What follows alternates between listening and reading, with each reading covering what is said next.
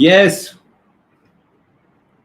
आज हमारे साथ में we support Pushpendra Kulshreshtha channel पर हिंदुस्तान का सबसे बड़ा नाम, एक ऐसी बेटी जो भारत मां की बेटी है, गुजरात के शहर अहमदाबाद में पैदा हुई, वडोदरा में उन्होंने शिक्षा प्राप्त की और कॉन्वेंट स्कूल से की।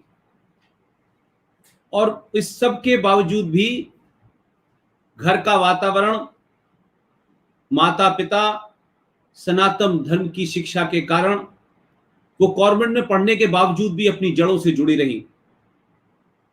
पिता एक संपन्न परिवार से थे, घर में किसी चीज की कमी नहीं थी। ऐसे में एक बेटी घर के अंदर अपनी क्षमता को कैसे नापे, अपनी क्षमता को कैसे परखे कि क्या मैं जीवन में कुछ ऐसा भी कर सकती हूं जो माता पिता की बिना मदद के हो। इसी उधेड़ बुन में गुजरात की बेटी मेरी बहन नेहा पटेल ऑस्ट्रेलिया गई और ऑस्ट्रेलिया में अपनी पढ़ाई एमबीए की शुरू की। और क्योंकि संघर्ष क्या होता है इसको जानने के लिए उस पूरी 2 साल की पढ़ाई में नेहा पटेल ने कॉल सेंटर में काम किया, होटल में वेट्रेस का काम किया, कैशियर का काम किया और कुल मिला के 2 साल में 17 नौकरियां बदली ताकि अपने पढ़ाई की फीस खुद दे सके।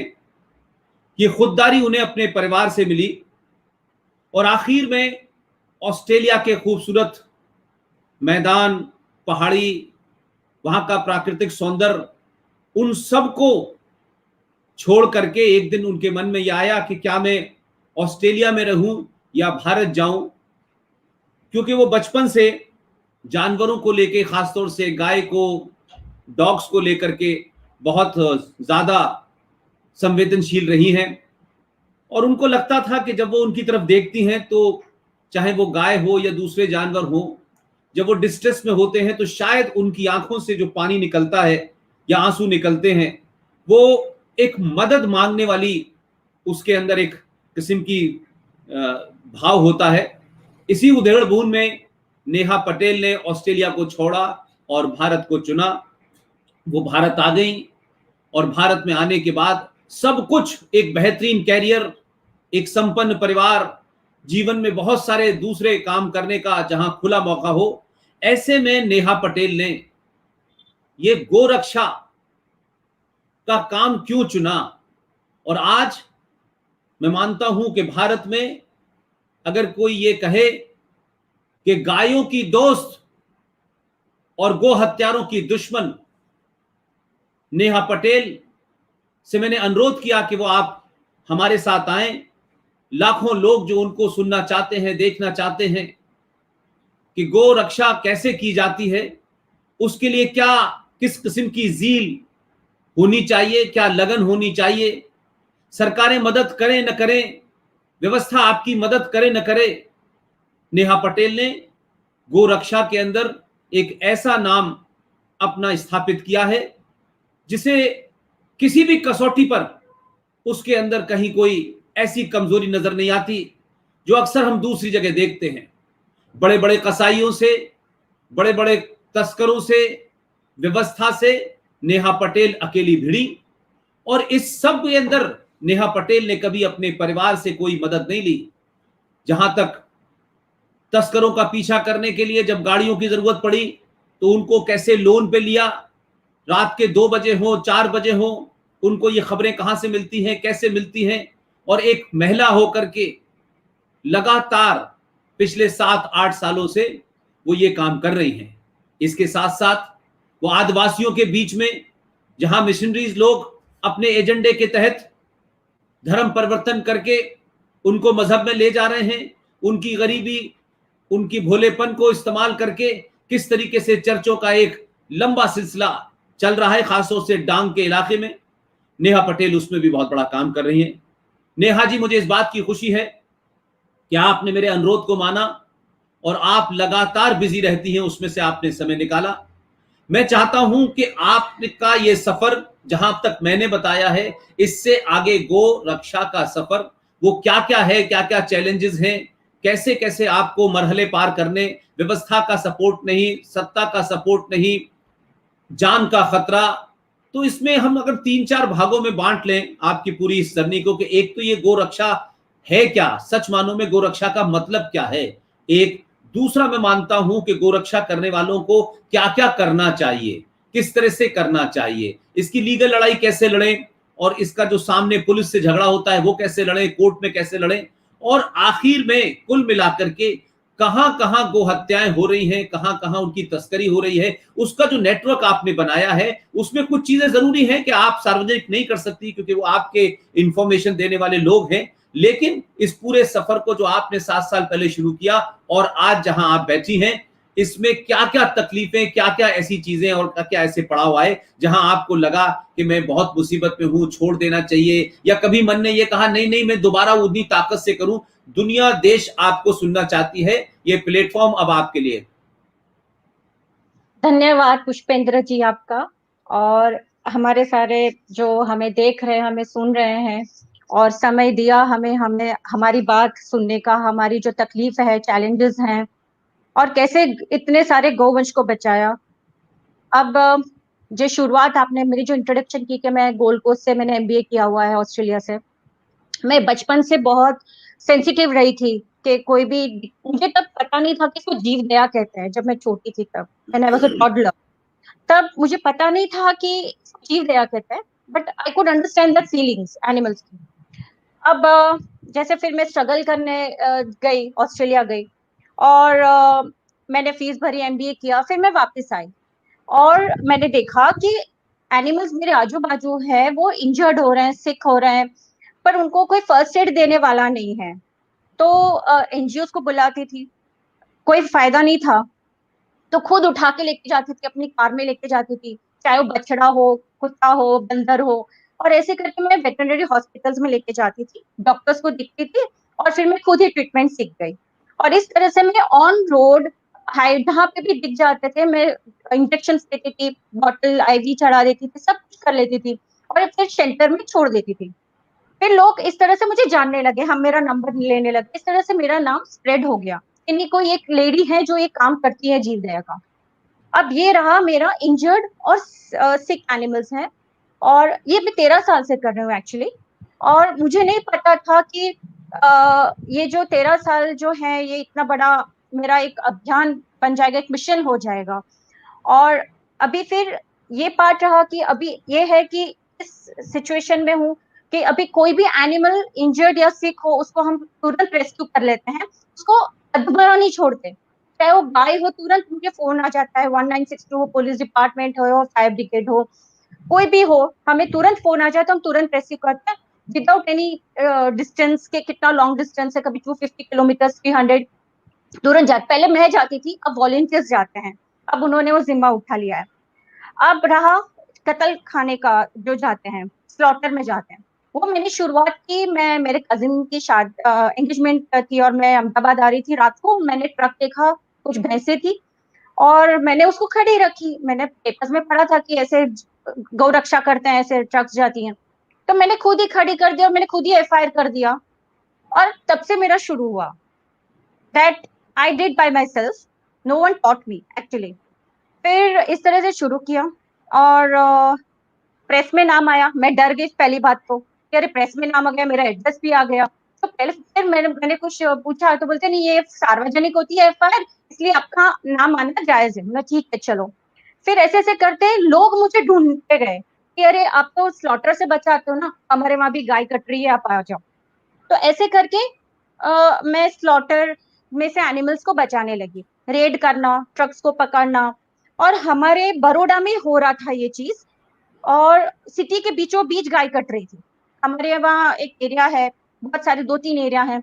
तो उन लोग मुझे खुद बुलाने लगे कि आप आइए, और वो मोमेडन ही थे, मुस्लिम्स ही थे। और ऐसे करके एक मुश्ताक पटेल था, उसके खिलाफ मैंने 5 एफआईआर कर दी। और वो आगे जाता और फिर पीछे मुड़ के देखता, अरे नेहा तो नहीं है ना, इतना डर गया था वो कि तो उसको एहसास होता कि वो मेरे मेरे पीछे तो नहीं है नेहा। कई बार मुझे देख के कई बार उन्होंने बछड़े भी फेंक दिए चलती गाड़ी में। और मैं स्कूटर पे होती थी, मैंने स्कूटर पे, जब फोर व्हीलर नहीं तो कई बार मैं स्कूटर लेके ही जाती हूँ, बाइक लेके जाती हूँ, तो कई बार बाइक से भी मैंने गाड़ियां पकड़ी है। तो शुरुआत मैंने वैसे ही की थी। और इस तरह से मैं बड़ौदा लोकल लेवल पे काम करती थी। फिर मैं फेसबुक पे छोड़ देती थी अपनी पोस्ट, अब लाइक्स कमेंट्स कोई कोई बॉदर नहीं करते थे उस वक्त, 10 साल पहले। फिर लोग मुझे देखते थे तो अरे ये लेडी है जो काम करती है। फिर मुझे कई लोग सिटीज में बुलाने लगे कि आप हमें भी हेल्प करिए, जो भैया लोग थे। ऐसे करके मैं हेल्प करने लगी और ऐसे मेरा नेटवर्क बढ़ता गया। अब बेसिकली मैं कहना चाहूँ कि दूसरे सिटीज में भी हो रहा था। मुझसे भी बेहतर मेरे भाई लोग जो हैं, मुझसे भी बेहतर अच्छा गौ रक्षा करते थे, पर वो लड़के हैं। पुलिस उनको कहीं कुछ दूसरी नजर से देखती थी, अगर तो तुमको पैसे नहीं मिले इसलिए आपने ये गाय पकड़ ली। और they were threatened somehow, few police officers, not all. ऐसे करके भाई लोग मुझे बुलाने लगे कि आप आओ, क्योंकि मैं पढ़ी लिखी थी, मैं अच्छा इंग्लिश बोल लेती हूँ, मेरे पास नॉलेज था, लॉ का नॉलेज था। तो इस तरह से फिर पुलिस भी सपोर्ट करने लगी, अरे ये लेडी है इनके साथ है। एंड मैं हमेशा मैंने बोला था लड़कों के, प्लीज डोंट रेज हैंड्स। कोई होता था तो मैं गुस्से हो जाती थी कि अगर गुस्से में लड़के हैं कभी हाथ उठा लेते हैं, इतना गुस्सा आता है गाय को उस नजर से बंधा देखे, मरे हुए दिखकर, तो लड़कों को गुस्सा आ जाता है, भाइयों को ऑब्वियसली है, एक ह्यूमन फीलिंग है हिंदू की। तो ऐसे करके फिर मेरा नेटवर्क बढ़ता गया, मुझे लोग बुलाते गए और इस तरह से एक टीम्स बढ़ती गई और इस तरह से हमारी फुल फेज में भी गौरक्षा हो रही है। और इस तरह से मैंने गौरक्षा शुरू की, जैसे कि गोधरा है, सूरत है, पंचमहल पूरा एरिया है, फलसाड, नवसारी, सब जगह ऐसे हमारी टीम्स हैं। बहुत अच्छे हैं मेरे भाई जो हैं, बहुत अच्छे काम करते हैं। हमारे बहुत बड़ी टीम नहीं है, पर हम जितने हैं बहुत अच्छे हैं। एंड वो बहुत अच्छा गौरक्षा करते हैं। और अब मैं आपको, ऐसा नहीं है कि ये स्टॉप नहीं हो सकता है गौ हत्या, इट कैन बी स्टॉप्ड। जैसे कि मैं एग्जांपल देती हूँ अपना गोधरा का, जिसको अभी हम गौधरा बुलाते हैं। गौधरा 2014 से पहले रोज की 1000 गाय कटती थी, गौ माता गोवंश को काटते थे। और उस दौरान अ, एक स्टडी है, एक्चुअली प्रयोगशाला है गोधरा, कि कैसे उन्होंने कंट्रोल लाया है। और वो 7 साल की मेहनत है, ऐसे अचानक से बंद नहीं हुआ है। आप भी आए थे उस गोधरा में, आपने भी विटनेस किया था कि बहुत अच्छी पुलिस काम कर रही है। तो ये 2014 से मेहनत लगी हुई है। शुरुआत की थी police inspector Shri NV Patel sir ने। तब उनको वहां पे उनकी ट्रांसफर हुई थी। तब उन्होंने उनके जो अधिकारी है उनको कहा कि प्लीज मुझे गोधरा में मत रखिए, क्योंकि मुझसे रहा नहीं जाएगा कि इतने सारे गौ हत्या हो रही है और मैं नहीं देख पाऊंगा। और अगर मैं ये सिटी में आप रख रहे हो तो मैं इनको छोड़ूंगा नहीं, एनवी पटेल सर ने कहा था। अभी डीवाईएसपी हैं सागर जिला के। तो सर ने कहा कि अब मैं इनको नहीं छोड़ूंगा। तो उनके जो सीनियर्स थे उन्होंने भी कहा कि we are giving you full hands, आप अपने तरीके से काम करो और इनको साफ कर दो, जो गौ हत्या हो रही है उन लोगों कर रहे हैं वो लोग। सर ने शुरुआत की थी गोधरा में।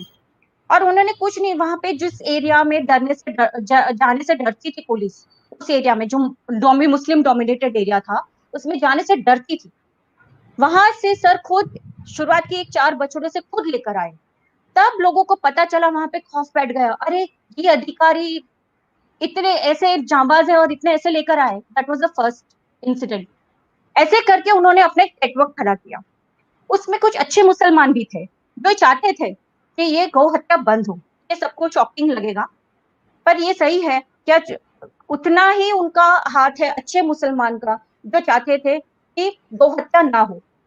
उनके इंफॉर्मेशन के बिना ये गौ हत्या रोकी नहीं जा सकती थी। कुछ अच्छे मौलवी थे, उन्होंने सर के साथ मिलकर उन्होंने एक नेटवर्क खड़ा किया। वहां पे हमारे गौरक्षक भाई हैं, बहुत अच्छा काम करते हैं, बहुत अच्छा कार्य करते हैं। पुलिस और हम लोग ऐसे एक ग्रुप बना के, इन्फॉर्मर्स, पुलिस, गौरक्षक मिला के बहुत अच्छी रेड की। जहां गौ हत्या होती थी, बहुत अच्छी तरह से कामगिरी हुई वहां पे। और आज 7 साल हुए। रोज की 1000 भी मुश्किल से 5-10 कटती है, वो भी ऐसे एक जगह पे कटती है जहाँ पे पुलिस पहुंचे उससे पहले कट जाती है। तो उन्होंने बहुत रोक लगाई। और एक इंटरेस्टिंग बताती हूँ, एक वहां पे कसाई हुआ करता था, करीम बदाम। करीम बदाम भाई अभी तो नहीं रहे इस दुनिया में, पर उन्होंने बहुत गौ हत्या की थी।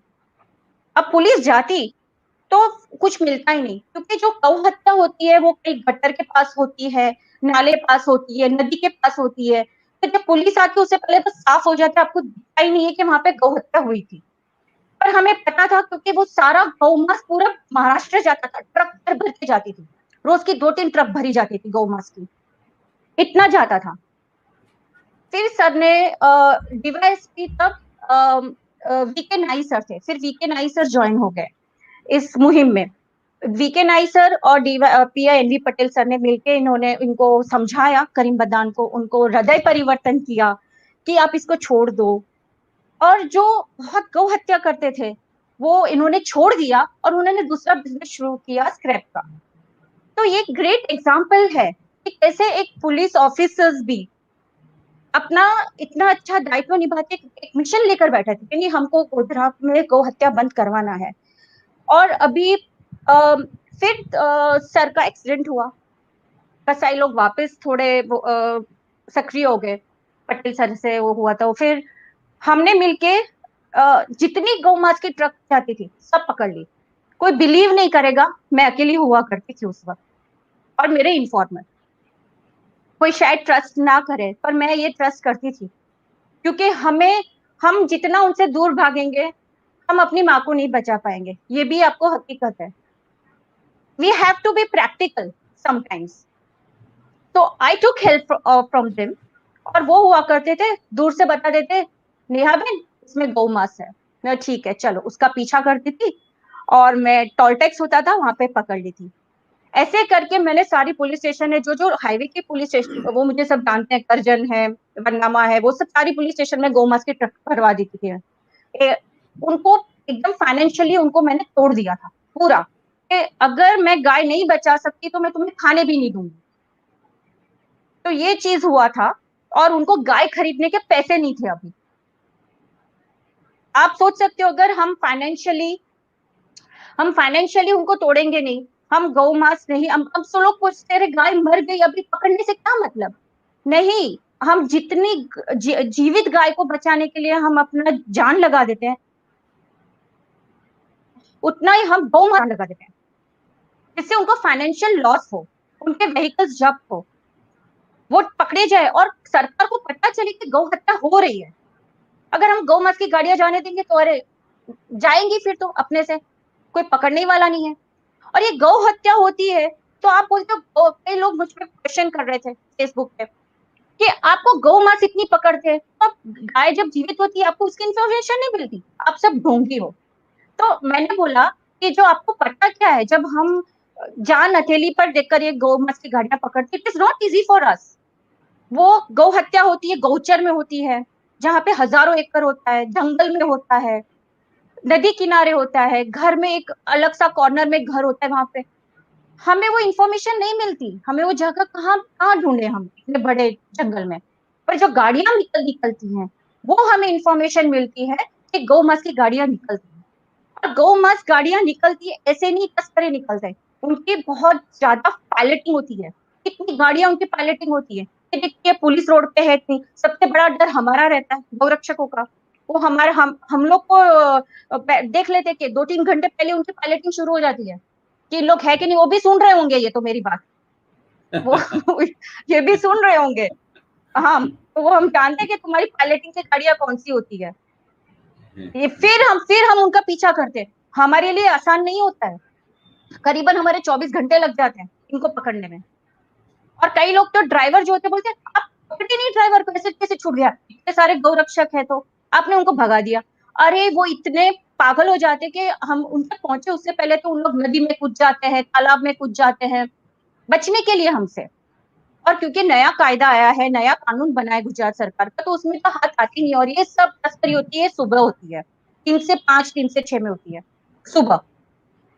और यही समय होता है जिसको बहुत नींद आती है, इवन गौ रक्षकों को भी नींद आती है, ये एक समय होता है 3 से 6। सो इतने चैलेंजेस है, इट्स नॉट इजी हमको उनको पकड़, फिर भी हम पकड़ते इतने कंट्रोल लाया है। और मैं आपको कहना चाहती हूँ कि अभी जो गोधरा में हुआ है वो कंटिन्यू, जैसे कि डीवाईएसपी वीके नाइक सर थे, फिर पीआई एनवी पटेल सर थे, अब उनकी जगह ले लिया है डीवाईएसपी आरआई देसाई। वो थे, अभी उनका ट्रांसफर हुआ, 3 साल रहे, बहुत हेल्प की, बहुत। और अभी पीआई एचएन पटेल सर है, तो कुछ भी नहीं छोड़ते। यानी कि वो जो शुरुआत की थी पहले 2014 से, वो ऐसे ही अधिकारी आए हैं। नहीं तो बीच में कोई अधिकारी आ जाए जिसको इंटरेस्ट ही ना हो, तो हम जहाँ थे वहीं पे जीरो हो गए, वहीं से हमें मेहनत करनी पड़े। तो ये कंटिन्यूस प्रेशर बनाया रखना पड़ता है अधिकारियों को। और वहां पे पीसीआर जो है, D staff, B division, A division, LCB, SOG, ये सब इतने सक्रिय हैं गोधरा में। और यही चीज, यही जो उन्होंने अपनाया गोधरा में, जहाँ पे हजारों गाय करती थी, हर जगह ऐसा होना, तो मैं नहीं सोचती कि कुछ भी असंभव हो। सब कुछ गौ हत्या कंट्रोल में आ सकती है हर जगह। अब सूरत में जब मैं एंट्री, तब आईजी राजकुमार पांड्यन सर, तभी हमको बहुत सपोर्ट किया। बहुत सारे पुलिस अधिकारी हैं, मैं जिनका नाम लेना चाहूंगी, जो लोग अधिकारी थे मेरे सपोर्ट में थे। अब तक मैंने जो 13 साल में किया, मैं उनका नाम शायद छूट जाए कहीं पे, पर उनका नाम लेना मुझे बहुत जरूरी है, क्योंकि आज जो भी गौ रक्षा हो रही है, गौ हत्या जो आप सोचते हो इतनी आसान नहीं है। अधिकारियों के सपोर्ट के बिना हम भी कुछ नहीं कर सकते। नो डाउट हम पकड़ के ले आ सकते हैं, बट हमें भी उनका सपोर्ट चाहिए, पुलिस डिपार्टमेंट का। और ये है, मैं उनका नाम लेना चाहूंगी, DYSP DM Vyas sir, DYSP Megha Tevar ji, DYSP Rupal Solanki, PI KV Chudasama sir, PI SP Sisodiya sir, PI RC Kanhamiya sir, PI JS Kantoria sir, PI KD Bharwad sir, PI JJ Patel sir, PI Vijay Mahida sir, PI Vikram Rabari sir, PI Vaishali Thumar sir madam, PI Chauhan जो डिंडोली में थे, हमारी बहुत पहली red थी, बहुत success गई। हर जगह की बात, मैं एक ही एरिया की बात नहीं कर रही हूँ, सूरत वलसाड़ सब एरिया की पुलिस की बात कर रही हूँ। पीआई आनंद भरवाड़ सर है, PI JS Vadvi sir, PSI Jhala sir, PSI KD Bharwad sir Umarpada में, पीएसआई डिंडोर साहब, PI Damor sir, PSI Bamaniya sir थे, पीआई डीएम पटेल सर थे, पीआई तेजस गढ़वी सर जो क्राइम ब्रांच के हैं। बहुत सारे हैं, डी स्टाफ, एलसीबी, उन सबको मैं धन्यवाद करती हूँ। आज ये बड़े प्लेटफॉर्म पर उनका नाम लेना जरूरी था मेरे लिए। और अभी एसपी ऊषा राडा मैडम आई हुई हैं, जो हमें बहुत सपोर्ट कर रही है सूरत में। फिर झाला सर है, एसपी झाला सर। तो इनके सपोर्ट के बिना कुछ नहीं हो सकता। पर मेरा ये कहना है कि जो गोधरा पुलिस के पास जो कन्विक्शन है, जैसे कि हम बोलते हैं कि इस घर में गाय है, तो फिर there is no second question, वो तुरंत इतना तोड़ के गाय को ले आएंगे। और अभी इनकी मॉडस ऑपरेंडी क्या हो गई है, मैं बताती हूँ आपको। इन्होंने अपने तबेले रख दिए, तबेले में गाय रखती है। अब पुलिस आएंगी ना, तो बोलेंगी ये तो हमारी पाली हुई गाय है, आपको फैन मिलेगा, सब कुछ मिलेगा। पर वहीं से जैसे पुलिस हटेगी, यही गाय की गौ हत्या हो चुकी होगी। ये हर जगह है ऐसा, पुलिस को गुमराह करने के लिए। और ऐसा हुआ भी है कि पुलिस के जाने के बाद गौ हत्या हुई, और फिर हम वापिस आए तो हमारे साथ मारपीट हुई है, नवसारी में हुई थी पहले। अब मैं बताती हूँ कि गौ रक्षा जो है अलग अलग तरीका होता है। हाईवे पर अलग होता है, सिटी में अलग होता है, गांव में अलग होता है, पहाड़ों पे अलग होता है। सबकी अलग वर्किंग स्टाइल होती है। इट इज चैलेंजेस अलग अलग रहते हैं। पकड़ते वक्त हमारे ऊपर पथराव होता है, उनके पूरी पिकअप भर के आती है उनके कसाईयों की, वो हम पे पथराव करती है हमें रोकने के लिए। कई बार हमारे लोगों का एक्सीडेंट भी हुआ है। हमारे एक बहुत बुरा एक्सीडेंट हुआ था, जिसमें हमारे नवसारी के गौरक्षक को लंग्स फ्रैक्चर हो गया था, जॉ फ्रैक्चर हो गया था, 5 लोग बहुत खतरनाक घायल हुए थे, बहुत खराब तरीके से। 2 महीने लगे उनको ठीक होने में। तो ऐसा नहीं है, हम लोग को इसमें कोई अवार्ड नहीं मिलता, कुछ भी नहीं मिलता। हम सिर्फ एक मिशन लेके बैठे हैं, कोई एजेंडा के उसमें काम नहीं करते हम लोग, ना किसी के लिए काम करते हैं। लोग मुझे बोलते हैं कि तुम इसके लिए काम करती हो, उसके लिए काम करती हो, ऐसा नहीं है। ये चीज है पुष्पेंद्र जी। देखिए नेहा जी, इसमें एक चीज बड़ी महत्वपूर्ण है। आपने तमाम उन अधिकारियों के नाम लिए, और मैं इस बात से खुश हूं कि आपने उनके नाम सार्वजनिक तौर पे लिए, ताकि देश भर में जो लोग भी सुन रहे हैं, जो व्यवस्था में बैठे हुए लोग हैं, जो शासन में बैठे हुए लोग हैं, गो हत्या को बचाना उनका संवैधानिक अधिकार है और उनकी ये जिम्मेदारी है।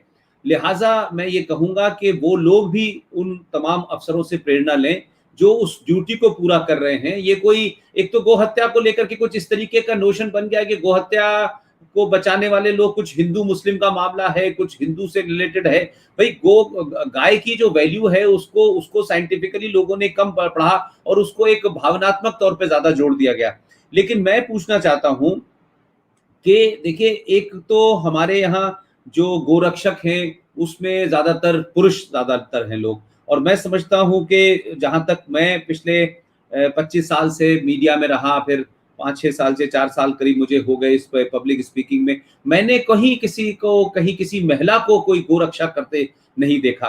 तो क्या एक महिला के नाते इतना डेयरिंग हो पाना कि जहां इसमें इतना पैसा इन्वॉल्व हो, इतने बड़े लेवल का माफिया इन्वॉल्व हो, इतने बड़े बड़े तस्कर इन्वॉल्व हो, वो एक स्कूटी पे पीछे ट्रक का पीछा करने वाली एक साधारण सी लड़की देखने में, क्या कभी आपकी ऊपर कोई जानलेवा हमला, या जब आपको कभी लगा हो कि मैं अब नहीं बचूंगी, तो उन तमाम लोगों ने कोशिश तो की होगी, ऐसा नहीं हो सकता कि कोशिश न की हो। क्या कोई ऐसी घटना हुई? अगर हुई तो फिर आप उससे कैसे निकली, उस पूरे ट्रॉमा से कैसे उभर पाई? और कहीं बीच में आपको कहीं ऐसा लगा कि इसकी वजह से परिवार के अंदर कोई मामला है, कहीं घर की तरफ से कोई दबाव हो रहा है, और आपके बारे में लोगों ने बहुत सारे इस तरह के कमेंट भी मैंने सुनने आए जब हमने आपका पोस्ट डाला कि नहीं साहब, ये तो बीजेपी की वो हैं और ये तो फलानी है, उसमें बड़े मतलब लो लो लेवल के कमेंट थे। तो मैंने आज भी ये कहना चाहता था कि देश में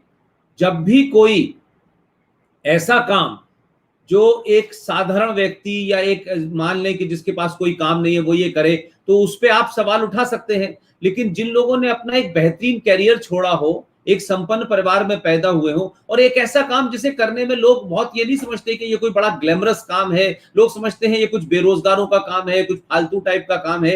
ये अलग बात है कि हम जिस कॉलोनियल माइंडसेट से निकले हैं उसमें सेव टाइगर की तो कैंपेन चलती है इस देश के अंदर कि सेव टाइगर होगा, और सेव टाइगर करने वालों के बारे में टेलीविजन वाले 15-15 मिनट के प्रोग्राम दिखाएंगे, उनके विज्ञापन बनेंगे। लेकिन जो जो जो जो जानवर है, जो एनिमल है, उसका क्या पूरी साइंटिफिक वैल्यू है जीवित रहते हुए, उसके मरने के बाद भी उसको उसके बारे में बात करना बड़ा ये लो स्टैंडर्ड बात है, ये कुछ कुछ अप बीट मार्केट की बात नहीं हो रही। तो ये एक हमारे यहाँ नोशन भी बन गया है। लेकिन नेहा पटेल एक महिला होते हुए, एक लड़की होते हुए, आपको अपने जीवन में कब सबसे बड़ा खतरा महसूस हुआ? कब आप ऐसे हालात में गिरी जब आपको लगा कि मेरी जान जा सकती है, और कैसे आप उससे बाहर निकली? जी, कई बार मैं रात को तो अकेले जाती थी। शुरुआत में जब मैंने बड़ोदा लेवल पे काम करती थी, हाईवे पे खुद जाती थी। रात को 2 बजे भी बाइक लेके चली जाती थी। पकड़ूँ ना पकड़ूँ अलग, अपने सैटिस्फैक्शन के लिए जाती थी कि मैंने मेहनत की। मैंने मेहनत की, मैं ऐसे घर पे नहीं बैठी हूँ। मुझे नींद नहीं आती जब मुझे इन्फॉर्मेशन आती है कि मैं वो बेचारे जीव होंगे, वो किस दशा में होंगे। तो स्टार्टिंग में जो मैंने शुरुआत की थी, जैसे चैलेंजेस मैं कहूँ आपको, एक लेडी होते हुए कि मैं रोड पे खड़ी रहती थी, और जब बस स्टैंड पर एक आम मैं खड़ी रहती तो 4-5 घंटे हो जाते थे। तो कुछ लोग मुझे गलत समझ बैठते थे कि she is some other person, and मेरे आके गाड़ी खड़े करते थे, व्हिच हैपेंस। तो I used to like get tears sometimes. क्या है कि मैं, मेरे माथे पे लिखा है कि मैं गाय बचाने खड़ी हूँ यहाँ पे। So it happened many times with me. फिर मैंने चलो इसको अभी नॉर्मल ले लिया कि यही है, लेडी हो रही हूँ, लेडी हूँ तो ये तो झेलना ही है। फिर रात अम, कई बार इन भाइयों के साथ गई हूँ मैं, तभी हमारे पे बहुत पथराव हुआ, पत्थर हुआ, और बीच में एक षड्यंत्र रचा गया था। मुझे एक एक हिंदू का सहारा लिया था उस बंदे ने, वो जो गौ तस्कर था, कि इसको धोखे से मुझे बुलाया गया था और मुझे बोला कि तुम आ जाओ। यहाँ पे मैं ऊँटे भी बहुत पकड़ी हुई हूँ। एक साल में 120 ऊँट बचाए मैंने कत्ल खाने। ये लोगों को पता नहीं था कि ऊँट भी कटते हैं बहुत बुरी तरह से, एक एक ट्रक में 20-20 ऊँट होते हैं। तो मैं गई थी और मुझे धोखे से बुलाया गया था। तब मेरे भाइयों ने कहा था कि आप अकेले मत जाइए, हम आपके साथ आते हैं। मैंने बोला नहीं नहीं, मैं अकेले जाऊंगी, मैं ट्रक के पीछे आऊंगी, आप आगे से उसको कवर कर लेना, अभी वो ट्रक खड़ा है, फिर वो चला जाएगा। और फिर मेरे भाइयों ने बोला नहीं नहीं, फिर मैंने उसको बोला नहीं कि मेरे भाई भी 2 आ रहे हैं, भरत भरवाड़ और भरत वैष्णव थे उस वक्त, मुझे अकेले नहीं जाने दिया और फिर मेरे साथ आए। मैंने उनको बोला नहीं सामने वाले को कि मेरे साथ दो लोग हैं, और इस तरह से मुझे बुलाया गया। वो ट्रक नंबर भी था, उन्होंने बोला ऊँट भरा हुआ है, वो पूरी ट्रक खाली थी। और फिर मैं जब पहुंच गई वहां पे तो मोबाइल स्विच ऑफ कर दिया उन्होंने। और फिर मुझे वहां से फिर मैं चली गई 1 घंटा वेट करके, क्योंकि मैंने फोन बंद कर दिया था जिसने मुझे बुलाया था। फिर दूसरे दिन मुझे दूसरे इन्फॉर्मर्स का फोन आया कि आप आई थी यहाँ पे हमारे यहाँ। मैंने बोला हाँ आई थी। बोलते आपको पूरा प्लान था उड़ाने का, आप आ गए। फिर दो मुझे लोगों ने कहा कि आपको उड़ा, पर आपके साथ दो लोग थे इसकी वजह से आप बच गई। तो ये चीज होती है कि षड्यंत्र तो बहुत रचे गए हैं कि फिर तो मैं खुद अलर्ट हो गई कि अभी ऐसे कोई फोन आता है तो मैं खुद जाती नहीं हूँ। और चैलेंजेस तो बहुत है इस फील्ड में। इसके अलावा एक बात और मैं आपसे जानना चाहता हूं कि इसको इस पूरा पूरा जो मूवमेंट है आपका, आपने बताया कि 13 साल पहले शुरू किया, फिर धीरे धीरे बहुत लोग इसमें शामिल भी हो गए, लेकिन बहुत सारे लोग जो हैं उनके, मैं देख रहा हूं उनके सवाल आ रहे हैं, बहुत सारे लोग हैं। सिंध से भी कोई साहब हैं जो आपको बहन कहते हुए आपकी तारीफ कर रहे हैं, क्योंकि सिंध में का कल्चर बिल्कुल अलग है। तो लेकिन मेरा सवाल ये है कि इस पूरे सिस्टम को खड़ा करने में नेहा पटेल एक ऐसा प्रोफेशन, एक ऐसी लाइन, एक ऐसा कैंपेन जिसमें पैसा नहीं है, रुपया नहीं है, आप कैसे इन तमाम जो आपकी जो आर्थिक स्थिति है उसको कैसे मैनेज करती हैं? आप गाड़ियां हैं, गाड़ियां आपकी पकड़ ली जाती थी पहले, फिर आपको कोई देता नहीं था, फिर वो छूटती नहीं थी। तो इन सब चीजों के लिए, जैसे आज हमारे यहाँ खासतौर से उत्तर प्रदेश वगैरह में बहुत सारे लोग ये कहते हैं कि साहब ये काम करना आसान नहीं है, जान जोखिम में होती है, कोई पैसा नहीं देता। तो कैसे आप इसको मैनेज कैसे करते हैं? ये सारे फंड्स कैसे करते हैं? आपके जो इन्फॉर्मर होते हैं, या आप उनको भी तो कुछ देते होगे, जो आपके साथ टीम काम करती है उनको भी कुछ देते होगे, भले ही उनको पैसा न दें, लेकिन पेट्रोल में, जाने में, आने में, रात रात रुकने में, टिकटों में, पैसे खाने में, वो पैसा कैसे जनरेट करते हैं? वो कहाँ से आता है? उसके लिए कोई कोई आपने कुछ करा है, या कोई आपके मन में है, या लोग अपने आप ही स्वतः ही आपको कुछ दे जाते हैं? किस तरीके से मैनेज करते हो आप इसको? जी, ऐसा कहा है चैरिटी बिगिंस फ्रॉम होम। जब मैंने शुरुआत की थी मेरे घर से मैंने शुरुआत की। जितना घर से फिर जैसे जैसे काम बढ़ता गया उतने एक्सपेंसेस बढ़ते गए। जैसे पेट्रोल, एक ही रात में शॉर्ट में बता दूं कि एक ही नाइट में जाओ अगर ट्रक कोई जो व्हीकल्स जो हम लोग फेसबुक पे देखते हो, करीबन 15 से 20 हजार रुपए हमारे एक नाइट का ही चला जाता है। Everything, informers, diesel, everything. और अगर गाड़ी डैमेज हुई तो समटाइम्स 80,000 डैमेज हुई तो नो डाउट इंश्योरेंस होता है, बट इंश्योरेंस भी ज्यादा नहीं मिलता इतना। सो ये सब फिर गाड़ियां लोन पे लेना। 2014 में मैंने फिर जब मेरे कोर्ट केसेस बहुत बढ़ने लगे, मुझे कहते थे आपके पास क्या प्रमाण है, क्या आप करते हो, आपके पास लाइसेंस क्या है। कोर्ट केसेस में मुझे जाना पड़ता है। ये पकड़ते तो ये ठीक है, आपको लगता है हाँ ये गाड़ी पकड़ ली वैसे ताकि सो गए, ऐसा नहीं होता है। उसके फॉलोअप्स भी जो होती है, एनिमल्स की कस्टडी के लिए हमको कोर्ट में जाना पड़ता है। फिर हमारे समन्स आते हैं कोर्ट में तब जाना पड़ता है। तब एक्सपेंसेस बहुत ज्यादा बढ़ने लगे थे और मैनेज भी करना था। तब 2014 में प्राणीन फाउंडेशन मैंने रजिस्टर किया कि जो मेरा काम देखकर मुझे सपोर्ट करना चाहते थे तो मुझे सपोर्ट किया डोनेशंस में। और इस तरह से किया। फिर मैं अग्निवीर संस्था है संजीव नेवर भैया की और वाशी भैया शर्मा की, उन्होंने मेरा काम देखा एंड मैंने भी उनका बहुत अच्छा नाम सुना था और मैंने उनका बहुत काम देखा कि ये बहुत अच्छी संस्था है। तो मैं भी उनके साथ जुड़ गई और इस तरह से उनको मुझे भी एक बैकअप मिल गया इस संस्था का भी। और इस तरह से अभी जितने एक्सपेंसेस वो अभी हम लोग कर लेते हैं, बट इतना बहुत दिक्कत तो है हमें, क्योंकि हमारा सिर्फ गौरक्षा का काम नहीं है। गौरक्षा का काम नहीं है, हमारे बहुत सारे अलग अलग फील्ड्स हैं। लोग मुझे गौरक्षक तरीके से जानते हैं, पर लड़की धर्मांतरण रोकना, लड़कियों की शादी करवाना, उनको आत्मनिर्भर करना, उनको एम्प्लॉयमेंट देना, फिर है लव जिहाद में से लड़कियों को बचाना। और कुछ तो आपने भी देखे हैं, जब मैं आपसे मिली थी कुछ चीजें हैं जो मैं यहाँ पे सार्वजनिक नहीं बता सकती हूँ, तो वो चीजें भी हम लोग करते हैं। तो ऐसे बहुत सारे हैं, जैसे कि अभी जैसे गुजरात में नहीं है हमारा, नोएडा है, दिल्ली है, वहां पे भी हमारा अभी मार्शल आर्ट कैंप शुरू किया है, लड़कों को सिखाते हैं हम। फिर वहां पे बहुत सारे वैदिक संस्कृत और ये सब हमारे आयाम चलते हैं। और ऐसा नहीं है कि गौ रक्षा है, हाँ उसको हम 100% देते हैं। ऐसा नहीं है कि ये दूसरे प्रोजेक्ट्स लिए तो गौरक्षा को छोड़ दिया। गौरक्षा विल बी ऑलवेज बाय, मेरा फर्स्ट प्रायोरिटी रहेगा। धर्मांतरण को रोकना ये भी मेरे लिए इतना ही इम्पोर्टेंट है। और जैसे धर्मांतरण में मैं कैसे आई, मैं आपको बताती हूँ। गौरक्षा करती थी मैं तो एक साउथ गुजरात में नवसारी, वहां पे देखा कि महेंद्र भाई करके हमारे जो वहां के जो संभालते राजपुरोहित जी, मैंने हमारी गाड़ी छूट गई।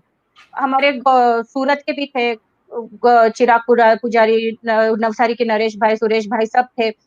हम लोग सब गए थे और तब गाड़ी छूट गई हमारी। तो मैंने बोला हम क्यों नहीं जा सकते उनके पीछे, बोलते हमारा नहीं है, हम जिंदा वापस लौट के नहीं आएंगे। बोले क्यों, बोलते ये जो है हमारे हिंदू हैं पर हमको सपोर्ट नहीं करेंगे। बोले क्यों, क्योंकि धर्मांतरण हो चुका है उनका।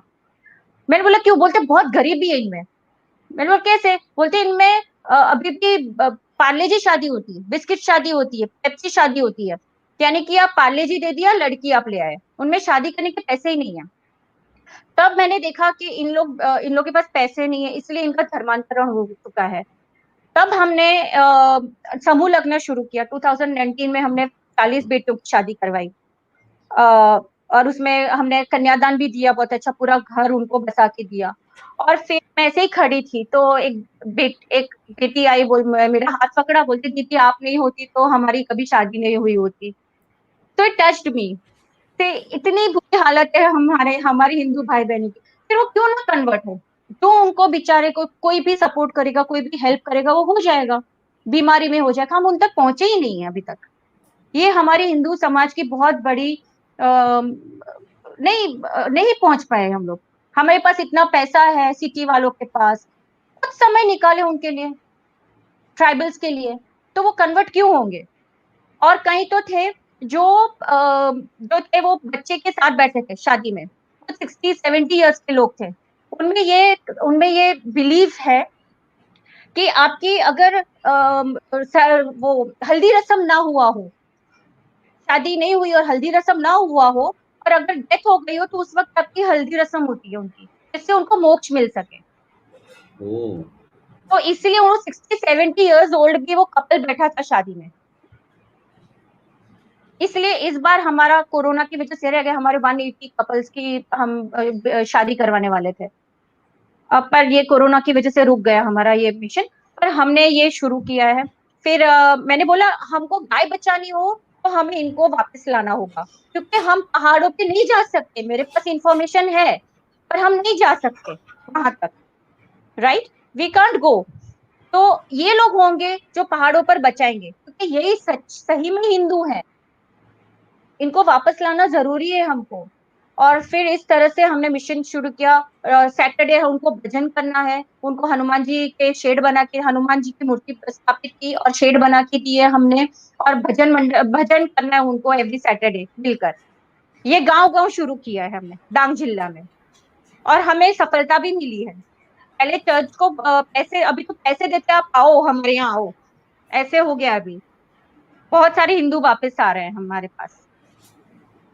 ये जी ये है। एक एक और बात आपने, जब मुझे याद है कि जब आप बड़ौदा में मिली थी तो आपने मुझे बताया था कि ये जो अभी बीच में एक सरकार जब बदली 2014 में दिल्ली में, तो कुछ कानून ऐसे बने और कुछ बहुत सारे ऐसे चीज़ें थी जिसको सरकार ने रद्द कर दिया। तो ये जो बाहर से एक फंडिंग होती है डिफरेंट डिफरेंट एनजीओज को, उसके लिए एफसीआरए लिए लेना ज़्यादा ज़रूरी होता है। ये सोनिया गांधी की सरकार में ये एफसीआरए बनाया गया और उसके माध्यम से ये हुआ कि एफसीआरए के थ्रू अगर आप पैसा आ रहा है तो फिर ये कोई नहीं पूछने वाला कि ये आपके पास नंबर 2 का पैसा है, ये सीआईए का पैसा है, ये मिडिल ईस्ट से आ रहा है, ये गल्फ से आ रहा है, ये कहाँ से पैसा आ रहा है। ये एफसीआरए के पीछे की आड़ के अंदर बहुत पैसा आया। मैंने ऐसा भी सुना है कि पिछले 2014 से जब से ये एफसीआरए जो है बहुत सारी बड़ी बड़ी एनजीओ का बंद किया गया, तो उसकी वजह से भी जिन इलाके में आप काम कर रही हैं देश के दूसरे जगह जहां ये कन्वर्जन किया जा रहा है, भोले भाले लोगों का, जो गरीब लोग हैं उनकी गरीबी का फायदा उठा करके, जैसे आपने कहा कि पेप्सी शादी और ग्लूकोज बिस्किट पे शादी, अगर अगर इतनी एब्जेक्ट पॉवर्टी थी, तो क्या इस एफसीआरए जिन बड़े बड़े जो जो जो जो जिसे कह सकते हैं कि इस किस्म की एनजीओज थी जो नफेरियस एक्टिविटीज में शामिल थी, इसके खत्म होने से भी जमीन पे कोई फर्क पड़ा है? क्या आपको जी ऐसा पड़ा लगता है। है? जी जी बिल्कुल पड़ा है, क्योंकि एफसीआरए रद्द होने से ये हुआ है कि उनकी जो फाइनेंशियली बैकअप था वो टूट चुका है। मैं आपको एक एग्जांपल बताती हूँ। एक लड़की थी, पंजाबी ब्राह्मण थी, उसको एक क्रिश्चियन लड़के ने उसको फिसला के उसकी शादी कर दी। बोले तुम अपना धर्म अपनाना, तुम जो भी करते हो। वो वेजिटेरियन थी, मुरारी बापू की कथा सुनती थी। और मुझे ये हमारी लव जिहाद पे कुछ वीडियोस देखेंगे तो उनकी फैमिली ने हमें कांटेक्ट किया और मैं वहां पे गई, उस लड़की को बचा के लेके गई और उस लड़की को वहां से ले आई उसके घर से। जाने नहीं दे रहे थे तो मैं खुद उसे ले आई, उसको बचा के लेके माँ बाप को सौंप दिया। उस लड़की ने मुझे कहा कि उसका जो देवर था वो पैस्टर था और ये कन्वर्ट करवाता था। और उसने बोला, उसने सुना कि अभी गवर्नमेंट ने है ना बहुत टाइट सिचुएशन कर ली है। पहले प्लेन का वो जाता था पंजाब और सब हर जगह कन्वर्ट करवाने नवसारी से, अब वो सब वी कांट अफोर्ड, एंड अभी आप ट्रेन की टिकट बुक करवा देना। ये अच्छा।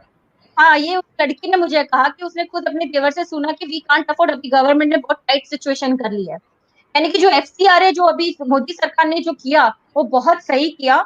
और अभी जो भी एक अकाउंट खुलेगा दिल्ली में खुलेगा, अब एक ही गवर्नमेंट के पूरे सेंटर के हाथ में रहेगा। जो भी विदेश से पैसा आएगा और वो कहाँ यूज हो रहा है वो सबको गवर्नमेंट को वो देना पड़ेगा पूरा डिटेल। तो ये बहुत ये जो भी किया सरकार ने बहुत सही किया है। एक एक और और विषय है, एक और विषय है, वो फिर निकल जाएगा मेरे दिमाग से। एक बात बार बार ये भी हुई कि जब हमने आपके बारे में लिखा और आपने एक अपनी पोस्ट डाली थी, और उस पोस्ट में जब आपने ये लिखा कि 2014 में जब सरकार बदली तो उसके बाद से जो गो मांस है वो पूरी तरीके से उसका एक्सपोर्ट बैन हो गया है। तो बहुत सारे लोगों ने कहा ये झूठी खबर है, ये आपने जो है वो मोदी को खुश करने के लिए या बीजेपी को, इस किस्म के मैंने कमेंट पढ़े। लेकिन एक और इसमें छोटी सी बात है जो आप ही ने मतलब उसको बहुत टेक्निकली उसको करेक्ट भी किया, कि हमारे यहाँ लोग जो है बीफ का मतलब शायद ये समझते हैं कि गोमांस, और बीफ बैन जो है वो अलग चीज, बीफ मीट अलग है और काउ मीट अलग है। तो क्या सरकार ने, आप क्योंकि उसमें इन्वॉल्व हैं, आप उसके कानून को भी जानती हैं, आप उसको निटिगिटीज को भी जानती हैं, सरकार के इस कदम पे आपकी ज्यादा बेहतर निगाह होगी, आपकी बात ज्यादा बेहतर करेक्ट होगी। तो एक तो देश को और खासतौर से जो हजारों लोग आपको सुन रहे हैं उनके मन में ये सवाल इसलिए है कि वो सुनी सुनाई बातें कह रहे हैं, वो व्हाट्सएप यूनिवर्सिटी की बहुत सारी चीजें सुनते हैं, वहीं से पढ़ते हैं, वहीं से राय बनाते हैं। नेहा पटेल जो गोरक्षा के काम में लगी हुई हैं, क्या आप ये दावे से कह सकती हैं कि इस सरकार के आने के बाद गो मांस की तस्करी और गो मांस का एक्सपोर्ट 100% बंद हो गया है? क्या इस बात को आप कह सकती हैं, या इसमें अभी कुछ और आपको लगता है कि ये पूरी तरह से करेक्ट नहीं है? जी, मैं फील्ड में काम करती हूँ, राइट। मैं घर पे बैठकर कुछ दिखाए ऐसे नहीं होता है। 2014 के बाद बीफ एक्सपोर्ट, गौ मांस पूरी तरह से प्रतिबंध है। ये एक बात आप समझ लीजिए। जो एक्सपोर्ट होता है उसको कैरा बीफ कहते हैं, CARABEEF, जो भैंस का मांस होता है। वो गौ मांस नहीं है, टोटली बंद है। अब मैं किसी की एजेंट नहीं हूँ या मैं किसी को बोलते नहीं हूँ, आप गूगल कर सकते हैं, राइट। और जिसकी बात कर रहे हो कि मैं उनकी तरफदारी कर रही हूँ, मैं इस सरकार की तरफ हूँ, उसी सरकार ने मेरे ऊपर केस किया हुआ है। ओके, अब जानते हो अभी मैं गुजरात हाई जी। कोर्ट से एंटीसिपेटरी बिल लेकर मैं बाहर आई हूँ, जो मुझे षड्यंत्र से किया गया था, और मैं भी प्रूफ भी कर सकती हूँ। बट ये झूठा है कि मैंने तो वो मुझ पर केस नहीं करते जो मुझ पे किया गया है। अब ये जो फैक्ट है कि पूरा ये वो कैरा बीफ है, वो भैंस का है, वो गाय का नहीं। अब बोलते लोग, अरे भैंस में भी तो जीव है, आप एक तरफ कैसे हो सकते हैं? अरे तुम उस इंसान से पूछ रहे हो जो जिसने 10,000 भैंसे बचाई हैं, आपने तो एक भी नहीं बचाई, फिर भी आप वो बैठे बैठे बोल रहे हो, अरे ये सरकार सब भैंस का कैसे जाने दे रहे हो? आपने एक भी भैंस बचाई कत्ल खाने जाते हुए? नहीं बचाई, फिर भी आप मुझ पर सवाल कर रहे हो कि मैं डिफरेंशिएट कर रही हूँ एनिमल्स में। अरे I see pigs also animals, every animal from slaughter, not like you. अगर आप में इतनी दया है तो आप अपनी एरिया में भैंस को बचाइए ना, क्यों नहीं बचाया अभी तक? पर ये बात गलत है। 2014 के बाद अगर आपके पास कोई प्रूफ है तो बताइए, but beef is totally band. और जो हम गौमांस पकड़ते हैं दिन रात, वो लोकल खाया जाता है, वो लोकल कंज्यूम किया जाता है। अब मैं आपको बताती हूँ, ये पूरा जो है, ये जो कैसे चलता है नेटवर्क जो है, मैं आपको बताती हूँ। ये राजस्थान से जो जितने कंटेनर्स पकड़े जाते हैं, बड़ा बड़े बड़े, अब महाराष्ट्र कैसे पहुंचते हैं, ये जो है राजस्थान से झालावाड़, डांग, कोटा, सोहापुरा, मालपुरा, बारा, सवई माधोपुर, इस्लामपुर, भीलवाड़ा, यहाँ से गौ तस्कर गौवंश इकट्ठा करते हैं। थोड़े सालों में राजस्थान में गौवंश बचेगा ही नहीं, गौधन, पशुधन सब खत्म हो जाएगा। जिस तरह से तस्करी हो रही है दिन रात, प्रशासन सोया हुआ है वहां पे। अच्छा, और कहाँ से ये पशुधन कहाँ जाता है, इकट्ठा होते हैं यहाँ के कसाई जो बहुत खराब है, बहुत गंदे हैं। मुल्तानपुरा, बोतलगंज, मानसोर, रतलाम, ये 4 जगह से आते हैं। यहाँ भी यहाँ के कसाई सब राजस्थान से गौवंश मंगाते हैं, और यहाँ से ये जो कसाई है वो बेचते हैं कानवान। मध्य प्रदेश में कानवान करके जगह है, वहां पे भी एक कैटल मार्केट लगता है। यहाँ से भी कंटेनर्स भरते हैं, जैसे क्लोज कंटेनर होता है, आपको पता ही नहीं चलेगा इसमें गौवंश है। एक एक कंटेनर में 70-80 गौवंश होंगे। वो सब जाता है महाराष्ट्र। महाराष्ट्र में वहां पे स्टॉक किया जाता है, और वहां पे जलगांव, तेजपुर, वरुणगांव, सौदा, नागपुर, सेंधवा, भूसाज, कोरगांव, रावेर, मालेगांव और औरंगाबाद, यहाँ पे बहुत पैमाने पर गौ हत्या होती है। वहां पे फैक्ट्रीज है, वहां पे पुलिस भी नहीं जा सकती, इतने खतरनाक एरिया है वहां पे। और ये सब गौ मांस जाता है, और रोज का 50 टन गौ मांस मुंबई में आता है। वो आता है मदनपुरा, बांद्रा और मीरा रोड, यहाँ पे 50 टन रोज गौ मांस आता है।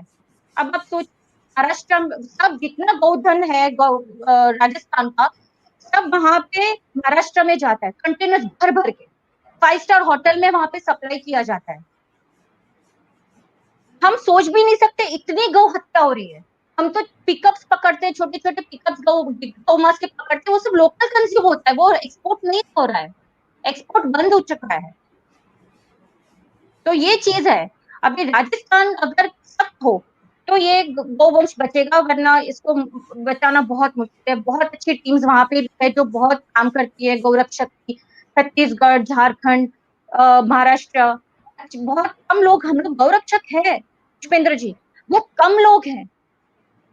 अभी गौ हत्या होती है बिकॉज हमारे अंदर ही फॉल्ट है। इतने मेजॉरिटी हिंदू होते हुए भी उन लोग गौ हत्या करने की कोशिश करते हैं, यानी कि हमारे लोग भी शामिल हैं उनमें, चाहे वो ये गवर्नमेंट के हो, हमारे गौरक्षक हो, लोग है, सब मिले हुए हैं इसमें, तब जाके कितनी गौ तस्करी हो रही है। अच्छा नेहा, मैं आखिरी में ये पूछना चाहता हूँ कि आपने इस पूरे मुहिम में मुझे एक बात बताई थी कि कैसे आप, कोई एक एनजीओ है जो कोई एक मंत्री थी, वो बाद में मंत्री हो गई, वो चलाती हैं, और उन्होंने किस तरह से आपको वहाँ लोकली अपॉइंट कर दिया था कि भाई आप हमारी रिप्रेजेंटेटिव हैं। फिर उसके बाद में कोई वहाँ कोई केस हुआ, तो जब आपने उनसे आई कार्ड मांगा तो उन्होंने कहा हमारी संस्था आई कार्ड नहीं देती है। तो फिर उसके बाद में आपको लगा, तो फिर आपने अपनी एक संस्था बनाई। मैं इसलिए कह रहा हूं कि देखिए ये बात सच है कि हम, आप जैसे लोग जो काम कर रहे हैं, उनको सरकारें क्या सम्मानित करेंगी, नहीं करेंगी। इस देश में गायकार को, इस देश में संगीतकार को, फिल्मी लोगों को, जो एक एक डायलॉग 50-50 बार रट के 10 बार किसी चीज की प्रैक्टिस करके कोई बड़ी एक्टिंग कर देते हैं, उनको पद्मश्री से लेके पद्म विभूषण और जाने क्या क्या मिलता है इस देश में। लेकिन जो रियल लाइफ हीरो है उनकी पहचान कम होती है। मैं ये मानता हूं कि कोई भी मूवमेंट, कोई भी कैंपेन जो है, वो सिर्फ जज्बात से या भावनाओं से नहीं चल सकती।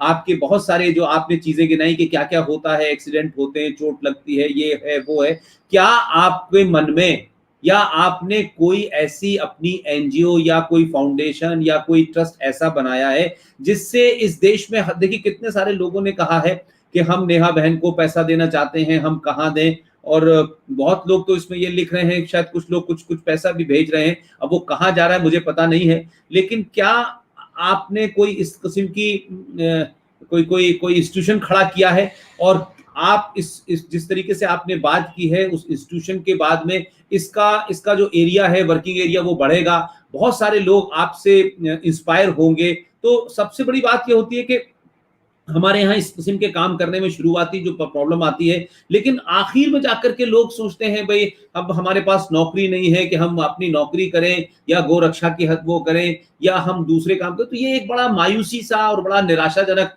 माहौल मुझे लगता है कभी कभी। तो लेकिन आपने जिस तरीके से इस पूरे काम को एक ऐसा बनाया है कि इसमें निराशा नहीं है, हर दिन एक उत्साह है, हर दिन एक एडवेंचर है, हर दिन जिंदगी जीने का एक नया मकसद मिलता है। तो क्या कोई एनजीओ, कोई ट्रस्ट आपने बनाया हो? तो मैं चाहता हूं कि आप जैसे लोगों की देश मदद भी अगर करना चाहे तो कोई एनजीओ ट्रस्ट के माध्यम से वो आपको जो भी 10 रुपए, 5 रुपए, 50 रुपए, जिसकी जो हैसियत है वो दे सके, ताकि इस काम में अगर कहीं कोई थोड़ी बहुत कमजोरी पैदा हो रही हो, थोड़ी बहुत कहीं अड़चन आ रही हो, क्योंकि जो पैसे की अड़चन है वो पैसे ही पूरा करेगा, जो जो फिजिकल काम है वो फिजिकली होगा। ऐसा नहीं होगा कि आप बगैर पैसे के ये कहो कि हमने चाय हवा में पी ली और चाय पी ली, तो ऐसा नहीं होगा, चाय के लिए पैसे चाहिए होंगे। तो क्या आप उसको सार्वजनिक करना चाहती हैं या नहीं करना चाहती हैं? मुझे तो ये भी नहीं पता कि कोई आपने ट्रस्ट बनाया है नहीं बनाया, क्योंकि आप इतने 7-8 साल से मुझसे मिल रही हैं, लेकिन कभी आपने इसका जिक्र नहीं किया। लेकिन अगर कोई किया है तो आप उसको सार्वजनिक करें, ताकि अगर लोग आपकी मदद करना चाहें तो उनके पास एक रास्ता हो कि कहां वो आपकी मदद कर सके। जी, हमने ट्रस्ट बनाया प्राणीन फाउंडेशन, और मेरे अकाउंट भी है, करंट अकाउंट है, 80 GB है हमारे पास सर्टिफिकेट। और जितना हमें फंडिंग का हम उतने ही जीव बचा सकते हैं, और अच्छा। उतने जीव बचा सकते हैं, हम टीम्स को मजबूत कर सकते हैं। और जैसे कि आप अभी कुछ ही सालों में गोधरा को गौ तरह देखेंगे, रत्नेश भाई सोनी, प्रतीक भाई खरादी और जो पुलिस वहां पे है हमारे, और ऐसे मिलके हम जैसे गोधरा को गौ तरह किया, वैसे हर एक राज्य में हम गौ हत्या मुक्त देना देखना चाहते हैं। एंड सी, मैं इस काम को बहुत खुशी से करती हूँ, आनंद से करती हूँ, मुझे कोई दबाव नहीं किया है। मुझे भी बहुत एक अच्छा फील होता है कि मैं कुछ योगदान कर रही हूँ, दे रही हूँ अपने धर्म के लिए, अपने देश के लिए। एक तो मोटिव होना चाहिए जीवन में, जिनका अभी कुछ करना है, अगर जो एक एज हो गई है वो भी मदद कर सकते हैं। जिंदगी का कोई, लाइफ का कोई भरोसा नहीं है कल, जो भी आज है आप धर्म के लिए जिए, आपको बहुत खुशी मिलेगी। And I am really enjoying this work after coming from Australia. I do miss Australia, ऐसा नहीं है, बट जब मैं जीव को बचाती हूँ कि आंखें खुशी से, I mean I can see happiness in their eyes. So ये काम बहुत ईश्वरीय है, इसमें बहुत सेटिस्फेक्शन मिलता है। और आप जैसे ही हमें मदद करेंगे हम उतने लोगों तक पहुंचेंगे। जैसे जितने इंडिविजुअल्स हैं उनको हमारी मदद की जरूरत है, तो हम उन इंडिविजुअल्स तक पहुंचना चाहते हैं। और इस तरह से हम जितने हमारी टीम्स हैं, हमारी जो गौरक्षा की टीम है उनको हम मजबूत करना चाहते हैं। वलसाड की टीम बहुत अच्छी है, हमारी हेमंत भाई, बकुल भाई हैं, वो सब बहुत अच्छा काम करते हैं। हर एक, मैं हर एक गौरक्षक का नाम तो नहीं ले सकती हूँ, बट नहीं नहीं, आई लेकिन होप लेकिन यू जो जो अंडरस्टैंड दिस। जो जो जो, जो मुमकिन हो उनके लीजिए। देखिए ऐसा होता है कि नाम लेने से उनको भी ये लगता है कि नेहा पटेल जी जब भी कभी ऐसी जगह जाती हैं तो वो हमें याद रखती है, क्योंकि देखिए हम तमाम सारे लोग नाम लेकर ही उनका उत्साह बढ़ा सकते हैं। हम कोई इतने करोड़पति लोग नहीं है कि सबको हम कुछ दे सके, तो कम से कम हम उनकी तारीफ करें, हम उनके बारे में अच्छा बोले, तो उनके अंदर एक उत्साह होता है, सेल्फ कॉन्फिडेंस बढ़ता है और समाज में लोगों को लगता है कि ये काम करने से भी इज्जत मिलती है। तो नेहा जी इसमें कोई संकोच मत कीजिए और कोई टाइम की ऐसी समस्या नहीं है, आप सबके नाम लीजिए। मैं चाहता हूं कि वो तमाम लोग जो आपके पीछे खड़े हैं वो भी बहुत ताकतवर लोग हैं, वो भी बहुत महत्वपूर्ण काम कर रहे हैं। इसलिए मैं मतलब मुझे अगर पता होता तो मैं नाम ले देता, लेकिन जो मैं अभी आपसे बात करते करते मैंने आपके जो ट्रस्ट फाउंडेशन की कुछ डिटेल निकाली है, इसे मैं सार्वजनिक करता हूं। इसमें शायद कुछ कुछ चीजें ऐसी हैं कि ये जो प्रणय, जो आपने PRANIN फाउंडेशन, प्रणय फाउंडेशन है, और इसका अकाउंट शायद बैंक ऑफ बड़ौदा के अंदर है, ये जो आपने शायद खोली है। और मैं सबको सार्वजनिक तौर पे इसलिए करना चाहता हूं कि अच्छे बहुत लोग हैं समाज में, बहुत लोग अच्छे हैं, लेकिन जब उनको अच्छे लोग मिलते नहीं हैं तो उनके अच्छे होने का भी मतलब नहीं होता, और जब अच्छे मिल जाते हैं तो उनको एक रास्ता मिलता है, और वो जो जिस हैसियत में है उस हैसियत में वो कंट्रीब्यूट करे। और जरूरी नहीं है कि हर काम में पैसा ही कंट्रीब्यूट होता है, कभी कभी आप उनके साथ मिलकर काम करते हैं, आप उनकी शाबाशी करते हैं, आप उनके फेसबुक अकाउंट पे उनकी तारीफ करते हैं, वो भी हिम्मत बढ़ाता है। तो ये बैंक ऑफ बड़ौदा है आपका, दरबार चौकरी बड़ौदा में इसकी ब्रांच है, और ये प्रणय PRANIN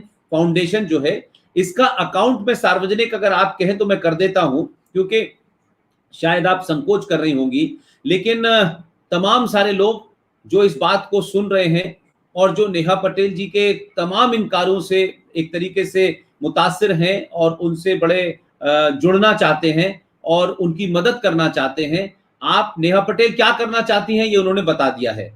उनके इस फाउंडेशन का अकाउंट नंबर है 3536 0000000179।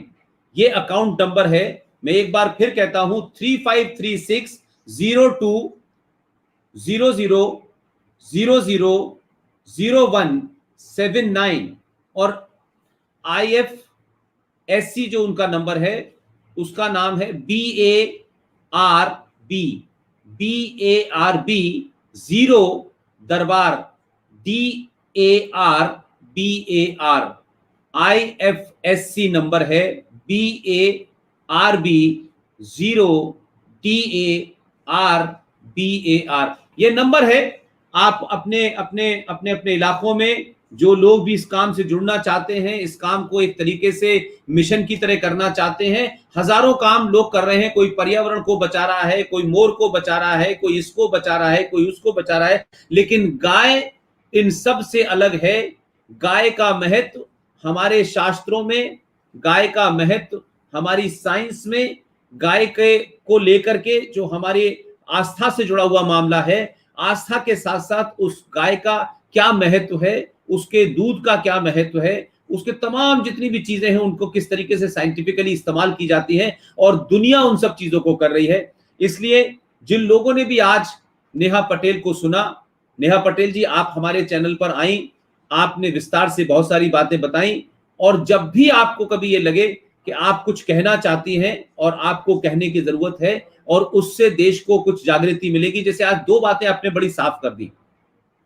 एक तो ये साफ कर दिया कि ये लोगों के मन में जो एक तरीके का भ्रम था, एक कंफ्यूजन था कि भाई इस सरकार ने बीफ बैन नहीं किया है, ये सरकार सिर्फ ऐसी बातें कर रही है, क्योंकि मैं समझता हूं कि हिंदुस्तान में गोरक्षा को लेकर के जो आपकी पकड़ है, जो एकेडमिक पकड़ है, जो टेक्निकल पकड़ है, जो सोशल पकड़ है, तो उससे ये लगता है कि आप जब बात ये कहेंगी तो ये मानेंगे कि आप इस एरिया के अंदर एक्सपर्ट हैं। तो एक तो बात साफ हो गई कि इस सरकार के आने के बाद गाय का मांस पूरी तरीके से बैन है। अब ये जो तस्करी वाली बात है ये लोकल विद इन इंडिया हो रही है, ये जैसे गुजरात से निकल के राजस्थान और राजस्थान से निकल के मध्य प्रदेश ये हो रही है। तो सवाल ये है कि ये बिल्कुल वैसे ही बात हो गई कि जैसे कभी कभी मैं कहता हूं कि भारत राष्ट्र को खतरा न पाकिस्तान से है, न चाइना से है, न बांग्लादेश से है, भारत राष्ट्र को खतरा अंदर से है। तो ये तस्करी भी अंदर के लोग ही कर रहे हैं, ये कोई विदेश से आके नहीं कर रहे हैं, ये विदेश नहीं जा रही हैं। तो आप सबको मिलकर रोकना है। और मैं फिर एक बार आपका धन्यवाद करूंगा और आपको मुबारकबाद दूंगा कि आपने जिस तरीके से जीवन के तमाम ऐशो आराम छोड़ करके, इतना बढ़िया कैरियर छोड़ करके आप ऑस्ट्रेलिया छोड़ करके यहाँ आई, और एक संपन्न परिवार से होने के बाद आपने ये काम चुना। तो आज के युवाओं के लिए जब ये बात कहते हैं कि हमारे पास कोई काम नहीं है, कोई रोजगार नहीं है, सरकारी नौकरी नहीं है, तो भाई सरकार भी इस देश में अगर नौकरी देना चाहेगी तो कुल मिलाकर के सरकारी संस्थानों में 2 करोड़ से ज्यादा नौकरियां नहीं है, लेकिन बहुत सारे काम ऐसे हैं जिन्हें आप मिशन बना के काम करेंगे तो आपका जीवन भी सुधरेगा और आपको भी लगेगा कि आप कुछ कंट्रीब्यूट करके गए हैं। नहीं तो बहुत सारे लोग करोड़ों रुपया कमाते हैं, बड़ी बड़ी बिल्डिंग बनाते हैं, बड़ी बड़ी गाड़ियां खरीदते हैं और एक दिन चले जाते हैं, तो उनका कंट्रीब्यूशन राष्ट्र के लिए क्या है? इसलिए देश तो चलता रहेगा, सरकारें आएंगी जाएंगी, लेकिन राष्ट्र की जो परंपराएं हैं, आस्थाएं, सरोकार हैं, मान्यताएं हैं, उनको बचाना हमारा और आपका काम है। और नेहा पटेल उसमें बहुत बड़ा काम कर रही है। नेहा जी आप हमारे चैनल पे आए, आपने विस्तार से बातें की, इसके लिए आपका बहुत बहुत धन्यवाद, शुक्रिया। और तमाम सारे लोग, मैं फिर एक बात कहूंगा, जिन लोगों ने भी आज नेहा पटेल जी को सुना है, आप उनकी मदद करें। ये नेहा पटेल की मदद नहीं है, ये हजारों उन गायों की मदद है जिन्हें हम सड़कों पे देखते हैं। क्योंकि मेरी बातचीत में नेहा जी ने मुझे एक बात और बताई कि मैंने उनसे पूछा था कि ये गाय सड़कों पे क्यों घूमती हैं, तो नेहा जी ने कहा कि बड़े बड़े मैदान जहां गाय कभी चारा खाने जाती थी, मैदान होते थे, वहां बड़ी बड़ी बिल्डिंगें बनती चली जा रही हैं, मैदान बचे ही नहीं है, तो वो गाय सड़क पे आती हैं। तो जो सड़क पे गाय है, कम से कम जो लोग सनातन हिंदू संस्कृति में बिलीव करते हैं, वो उन गायों को अपने घर पे पालें, उनको कम से कम चारा तो खिला सके, ताकि वो गाय सड़क पे किसी एक्सीडेंट का शिकार ना हो। जब हम गाय को अपनी मां का मानते हैं, उसको अपनी पूजा भी करते हैं, उसकी साइंटिफिक वैल्यू भी है, तो फिर हमें कुछ अपने प्रति, उसके प्रति हमें जिम्मेदारी भी निभानी चाहिए। सब कुछ सरकार करेगी, सरकार ने कानून बना दिया है तो सरकार ही देखेगी, ये मुमकिन नहीं है। सरकार हर चीज का कानून बनाती है, लेकिन कानून से चीजें नहीं रुकती हैं जब तक समाज में जागृति नहीं होती। आपका बहुत बहुत धन्यवाद। और जो लोग सुन रहे हैं, वो नेहा पटेल जी का जो फाउंडेशन है उसमें मदद करें, ताकि ये अपना काम और ताकत से करें। बहुत बहुत धन्यवाद। Thank you very much. धन्यवाद, धन्यवाद आप सबका।